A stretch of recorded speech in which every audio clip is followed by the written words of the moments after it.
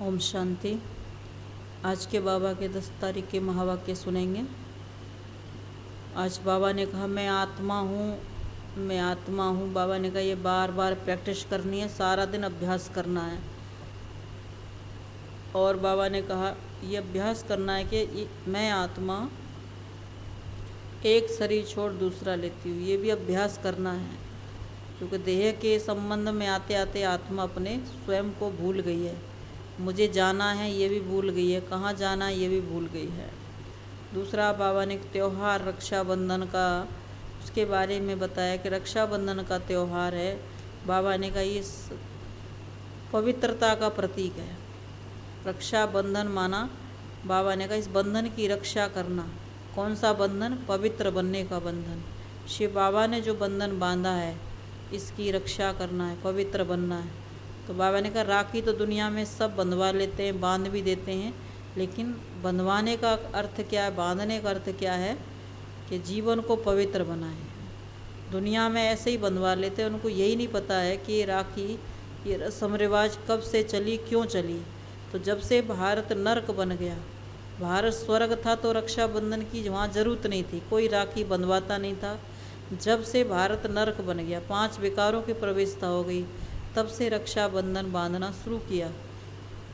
इन 5 विकारों से मुक्त होने के लिए राखी बांधना शुरू किया। तो राखी तो सभी बांध लेते हैं, लेकिन पवित्र नहीं बनते। तो बाबा ने कहा फिर त्यौहार, जैसे और त्यौहार बना लेते हैं बिना रस्म रिवाज के, ऐसे ये भी रस्म रिवाज है।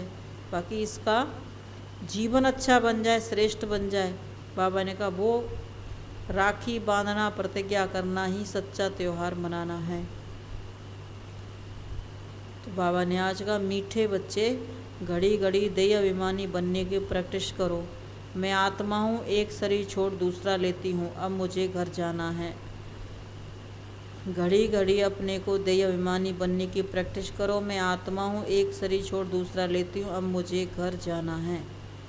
प्रश्न, सबसे मुख्य त्यौहार कौन सा है और क्यों? तो बाबा ने कहा सबसे मुख्य त्यौहार है रक्षाबंधन, क्योंकि बाप जब पवित्रता की राखी बांधते हैं तो भारत स्वर्ग बन जाता है।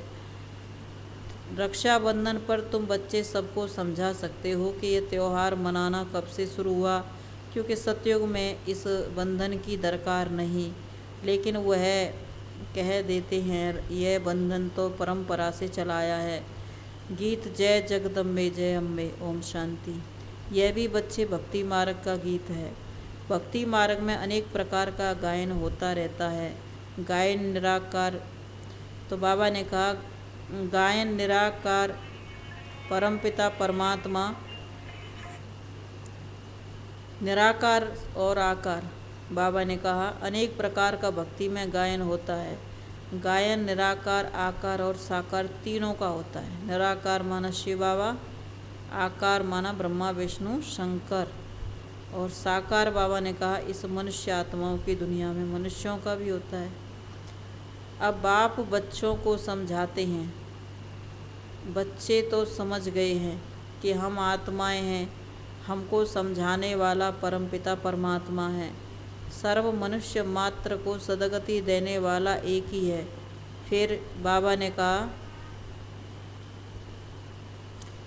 फिर उनके साथ जो सर्विस करने वाले हैं उन्हों को भी बाबा ने कहा महिमा गाते हैं। बाप तो कहते हैं मामी कम याद करो, आत्मा समझती है अभी परमपिता परमात्मा हमको सम्मुख नॉलेज दे रहे हैं। तो बाबा ने कहा उस बाप की ही अविचारी याद रहनी चाहिए और कोई नाम रूप की याद नहीं आनी चाहिए। आत्मा तो सब हैं, बाकी शरीर मिलने से शरीर के नाम बदलते जाते हैं। आत्मा पर कोई नाम नहीं है, शरीर पर ही नाम पड़ता है। बाप कहते हैं मैं आत्मा हूँ, परंतु परम आत्मा यानी परमात्मा हूँ। मेरा, बाबा ने कहा मेरा नाम तो है ना, मैं आत्मा हूँ, मैं शरीर कभी धारण नहीं करता हूँ, इसलिए मेरा नाम रखा गया है शिव।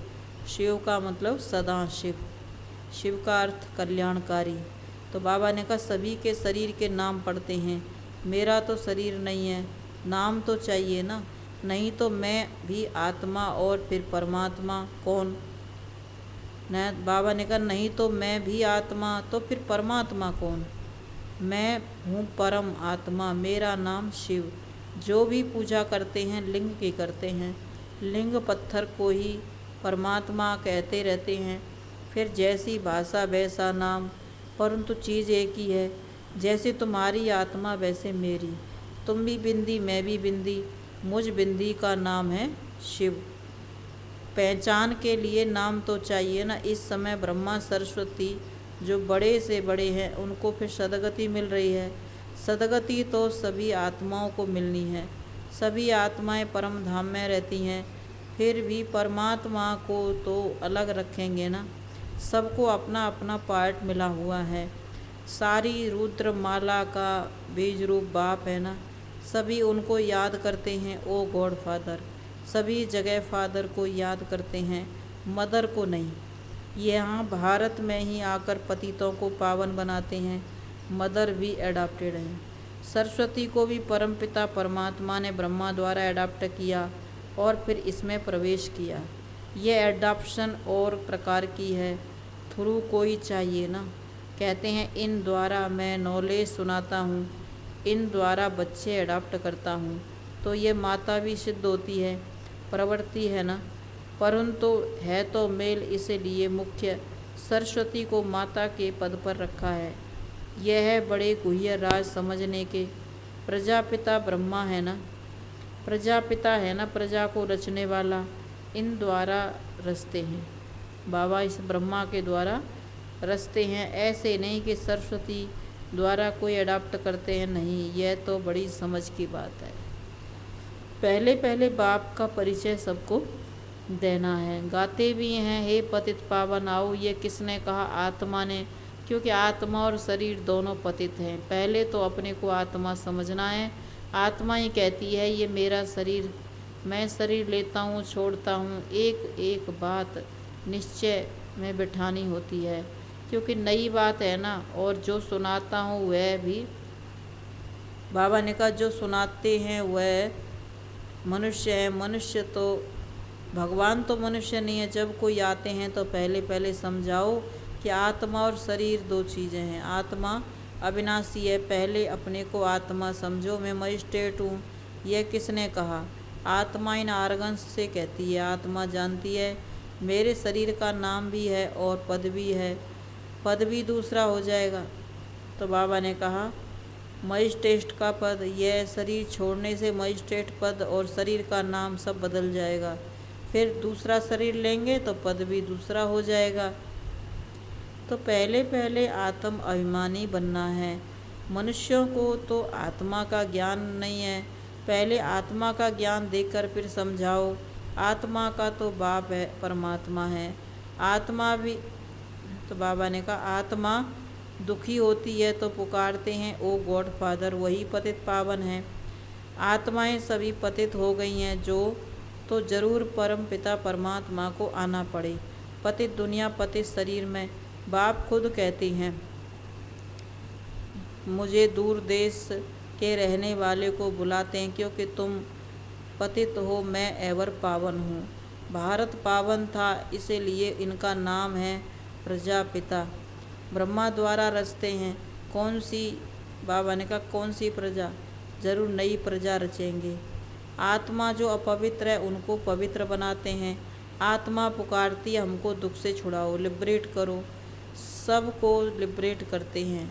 माया ने सबको, बाबा ने कहा दुखी किया है। सीताओं ने पुकारा है कि हे पतित पावन आओ। सीताओं, बाबा ने कहा सभी आत्मा रूपी सीताओं ने परमात्मा को पुकारा है कि हे पतित पावन आओ। एक तो सीता नहीं है, सब रावण की जेल में विकारी भ्रष्टाचारी बन गए हैं।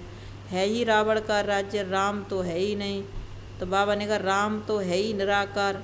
राम राम कहते हैं ना, एक कोई जपते हैं। गॉड फादर शिव निराकार, तो उनको आर्गन्स चाहिए ना। तो शिव बाबा इन द्वारा बैठ समझाते हैं तुम आत्मा भी पतित तो शरीर भी पतित है। अभी तुम श्याम हो फिर सुंदर बनते हो। बाबा ज्ञान का सागर है, ज्ञान की वर्षा करते हैं जिससे तुम गोरे बन जाते हो। भारतवासी गोरे थे, फिर काम चिता पर चढ़ सांवरे बन गए हैं, सांवरे वैश्य बन गए हैं, शूद्रवंशी बन पड़े हैं। चढ़ती कला बाप करते हैं, फिर रावण आता है तो सबकी उतरती कला हो जाती है। भारत में पहले देवताओं का राज्य था, अभी नहीं है। परमात्मा इस शरीर द्वारा तुम बच्चों को समझाते हैं। जो वर्षा लेने वाले उनको खुशी का पारा चढ़ता रहेगा। श्रीमत पर तो जरूर चलना होगा। आप पावन बनाने आए हो, मैं भी पावन बनूंगा, तभी पावन दुनिया का मालिक बनूंगा। यह प्रतिज्ञा करनी होती है। राखी बंधन, बाबा ने कहा यही राखी बंधन है। प्रतिज्ञा करना माना यही राखी बंधन है। बच्चे प्रतिज्ञा करते हैं बाप से। यह कोई लौकिक देहधारी बाप नहीं है, यह तो निराकार है। इनमें प्रवेश किया है, कहते हैं इस ब्रह्मा में प्रवेश किया है, कहते हैं तुम भी देय अभिमानी बनो, माना अपने को आत्मा समझ मुझ परम पिता परमात्मा को याद करो। भारत में ही प्योरिटी थी तो कितनी पीस प्रॉपर्टी, पवित्रता थी तो बाबा ने कहा कितनी सुख शांति थी, संपत्ति थी, और धर्म वाले, और कोई धर्म वाला नहीं था। तुम कहेंगे बाबा हमको ऐसा समझाते हैं, तुम भी समझो बाप को याद करने से विक्रम विनाश होंगे। बाप पावन बनाने वाला एक ही है। बाप समझाते हैं तुम आत्मा हो, तुम्हारा स्वधर्म शांति है, तुम शांति धाम के रहने वाले हो। तुम, बाबा ने कहा, कर्म योगी हो, साइलेंस में तुमको कितना समय रहेंगे। अपने को आत्मा समझ बाप को याद करो तो विक्रम विनाश होंगे। कलयुग में है ही सब पतित, तुम जानते हो। हम संगम पर पावन बन रहे हैं। पतित दुनिया का विनाश होना है। यह महाभारत लड़ाई है। नेचुरल कैलमिटीज होती है इन द्वारा। पुरानी दुनिया खलास होती है, नई दुनिया है ही देवताओं का राज्य। तो अभी हम परमपिता परमात्मा के फरमान पर चलते हैं, उनकी श्रीमत मिलती है। यह नॉलेज बड़ी समझने की है। बोलो ऐसे नहीं कि एक कान से सुन दूसरे कान से निकाल देना है, यहाँ तो पढ़ना है। 7 दिन की भट्टी भी मशहूर है। 7 रोज बैठ कर के समझो बाप और अपने जन्मों को जानो। हम कैसे पतित बने, फिर कैसे पावन बनना है। अगर नहीं समझेंगे तो पछताना पड़ेगा, क्योंकि सिर पर पापों का बोझा बहुत है। एक ही बाप मोस्ट बिलवेड है जो हमें पावन दुनिया का मालिक बनाते हैं, बाकी तो सभी एक दो को पतित बनाते हैं। सतयुग में पवित्र गृहस्थ धर्म था, अब पवित्र है, यह है ही रावण राज्य। अब स्वर्ग में चलना है तो पावन बनना है, तब ही बेहद के बाप से वर्षा मिलेगा। यह तो याद करो, हम शांति धाम के वासी हैं, फिर सुख धाम में गए, अभी तो है दुख धाम, फिर जाना है शांति धाम। तो बाबा ने कहा इसीलिए देय अभिमानी बनना है। बाप कहते हैं घर में रहते एक तो पवित्र बनो, दूसरा मुझे याद करो तो पाप नाश हो जाएंगे। याद नहीं करेंगे, पवित्र नहीं रहेंगे तो विक्रम विनाश कैसे होंगे। रावण राज्य से कैसे छूटें। यहाँ सब शोक वाटिका में है। भारत आधा कल्प शोक वाटिका में और आधा कल्प अशोक वाटिका में रहता है। सुख शांति में बाबा कहते हैं सुख शांति की दुनिया अशोक वाटिका, जहाँ कोई शोक नहीं। द्वापर से शोक शुरू हो जाता है। आप भी पति दुनिया में हो तो तुम अथॉरिटी समझाने वाले हो तो रिस्पेक्ट। तो बाबा ने कहा आधा कल्प अशोक वाटिका में रहते हैं। आप भी पति दुनिया में हो ना, तुम भी अथॉरिटी से समझाने वाले हो तो भी रिस्पेक्ट से बोलना है कि तुम भल कहते हो ओ गॉड फादर की संतान, परंतु फादर का ज्ञान कहाँ है। लौकिक बाप को जानते हो, परंतु पारलौकिक बाप जो इतना बेहद का सुख देते हैं, स्वर्ग का मालिक बनाते हैं, उनको तुम नहीं जानते। भारत को जिसने स्वर्ग बनाया था उनको तुम भूल गए हो, इसीलिए ही ये हालत हुई है। सभी भ्रष्टाचारी हैं क्योंकि विष से पैदा होते हैं। यह तो कोई भी समझ जाएगा, इसमें इंसल्ट की कोई बात नहीं, यह तो समझानी दी जाती है। रक्षाबंधन का ही महत्व है। बाप कहते हैं विकारों पर जीत पा कर के मुझे याद करो, और शांति धाम को याद करो तो तुम वहाँ चले जाएंगे। बुद्धि में ये रहना चाहिए, हम सुख धाम में जाते हैं वाया शांति धाम। पहले देह अभिमानी जरूर बनना पड़े, मैं आत्मा हूँ, एक शरीर छोड़ दूसरा लेती हूँ। बाप ने ये भी समझाया है कि मनुष्य कुत्ता बिल्ली नहीं बनता है। बाबा ने कहा बाप की कितनी इंसल्ट करते हैं, ये भी समझाया है। मनुष्य तो भक्ति में कितने धक्के खाते रहते हैं।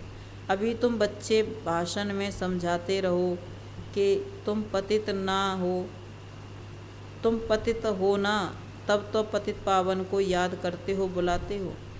सब सीताएं शोक वाटिका में, एक दिन शोक, बाबा ने कहा दिन प्रतिदिन शोक बढ़ता रहता है। जिन्होंने राज्य लिया है वही समझते हैं बहुत दुख है। बाबा ने कहा जिन्होंने राज्य लिया है वह भी समझते हैं कि बहुत दुख है। कितना माथा मारते रहते हैं, एक दो को शांति कराते हैं तो दूसरा, एक को शांत करते हैं कराते हैं तो दूसरा खड़ा हो जाता है। लड़ाई लगती रहती है, शांति के बदले और ही अशांति होती रहती है। बाप आकर इस दुख अशांति को मिटाए, सुख धाम बना देते हैं। पुरानी दुनिया में है दुख, नई दुनिया में है सुख। यह राखी बंधन का त्यौहार है, समझाना है ये रिवाज किसने डाला है। पतित पावन परमपिता परमात्मा, उसने आकर पवित्रता की प्रतिज्ञा कराई है। 5000 वर्ष पहले प्रतिज्ञा की थी। अब परमपिता परमात्मा से बुद्धियोग लगाओ तो तुम पावन बन जाएंगे। पूछो राखी कब से बांधते आते हैं, कहते हैं यह तो अनादि कायदा है। अरे पावन दुनिया में थोड़ी राखी बांधेंगे, यहाँ तो कोई पावन है नहीं। अब बाप फरमान करते हैं पवित्र बनो तो पवित्र दुनिया में चले जाएंगे। प्योरिटी फर्स्ट है। तो बाबा ने कहा पवित्र ग्रस्त प्रवृत्ति मार्ग था ना, अब नहीं है। स्वर्ग में नाम, स्वर्ग दुख का नाम नहीं है। बाबा ने कहा स्वर्ग में दुख का नाम नहीं होता, नरक में फिर सुख का नाम नहीं होता। भ्रष्टाचारियों को अल्पकाल का सुख मिलता है, श्रेष्ठाचारियों को बाबा ने कहा सदा काल का सुख मिलता है। श्रेष्ठाचारियों को आधा कल्प सुख मिलता है। यह तो जानते हो राखी उत्सव पास होगा, कहेंगे हो वो कल्प पहले भी पास हुआ था। ड्रामा को पूरा ना समझने के कारण मूंझ पड़ते हैं। पहले पहले परिचय देना है बाप का, बाप ही आकर लिबरेट करते हैं। राखी बंधन कब से शुरू हुआ इसका भी बड़ा महत्व है, लिख देना चाहिए। आकर समझो, कोई को भी समझाओ, कहाँ भी भाषण के लिए जगह दें। तो बाबा ने कहा कहीं भी जगह मिले जो किसको भी समझाओ। कांग्रेस वाले दुकानों पर खड़े होकर भाषण करते हैं तो ढेर आ जाते हैं। सर्विस के लिए पुरुषार्थ करना चाहिए, भाषण सुनने के लिए करने के लिए ढेर आ जाते हैं। बाबा ने कहा बाप का परिचय देने के लिए पुरुषार्थ करना चाहिए। अच्छा मीठे मीठे सिकीला दे बच्चों प्रति माता पिता बाप दादा का याद प्यार, गुड मॉर्निंग। रूहानी बाप की रूहानी बच्चों को नमस्ते, हम रूहानी बच्चों की रूहानी बाप को नमस्ते। धारणा के लिए मुख्य सार है अथॉरिटी के साथ साथ बहुत रिस्पेक्ट से बात करनी है। सबको पति से पावन बनाने की युक्ति बतानी है। दूसरी पॉइंट है एक अव्यभिचारी याद में रहना है, किसी भी देहधारी के नाम रूप को याद नहीं करना है। पावन बनने की प्रतिज्ञा बाप से करनी है। वरदान है हद की इच्छाओं का त्याग कर अच्छा बनने वाले विधि द्वारा सर्व प्राप्ति संपन्न भव। हद की इच्छाओं का त्याग कर अच्छा बनने की विधि द्वारा सर्व प्राप्ति संपन्न बनना। जो हद की इच्छाएं करते हैं उनकी इच्छाएं कभी पूरी नहीं होती हैं। अच्छा बनने वालों को सभी की, बाबा ने कहा अच्छा बनने वालों की सभी इच्छाएं स्वतः पूरी हो जाती हैं। दाता के बच्चों को कुछ भी मांगने की आवश्यकता नहीं है। मांगने से कुछ भी मिलता नहीं है। मांगना अर्थात मरना, मांगना अर्थात इच्छा। बेहद की सेवा का संकल्प बिना हद की इच्छा के होगा तो अवश्य पूरा होगा। इसलिए हद की इच्छा की बजाय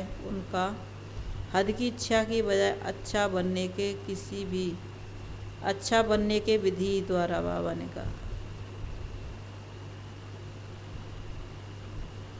इसलिए हद की इच्छा के बजाय अच्छा बनने की विधि अपना लो तो सर्व प्राप्तियाँ संपन्न हो जाएंगी। कि मुझे तो अच्छा बनना ही है, ये विधि अपना लो तो सर्व प्राप्तियों से संपन्न हो जाएंगे। स्लोगन है, याद और निस्वार्थ सेवा द्वारा माया जीत बनना ही विजयी बनना है। याद और सेवा द्वारा माया जीत बनना ही विजयी बनना है। तो आज बाबा ने विशेष आत्मा की प्रैक्टिस के लिए कहा है कि सारा दिन ये प्रैक्टिस करना है कि मैं आत्मा हूँ, मैं आत्मा एक शरीर छोड़ दूसरा लेती हूँ। और बाबा ने कहा मुख्य त्यौहार कौन सा है, तो बाबा ने कहा रक्षाबंधन का है। इस त्यौहार पे बाबा ने कहा प्रतिज्ञा भी करते हैं, बंधन भी बांधते हैं, मिठाई भी खाते हैं, खिलाते हैं, स्नेह मिलन भी करते हैं। तो बाबा ने कहा ये रस्म रिवाज जब से मनाई तब से पवित्रता खत्म हो गई, सुख शांति चलेगी, तो फिर से प्राप्त करने के लिए त्यौहार मनाते हैं। ओम शांति।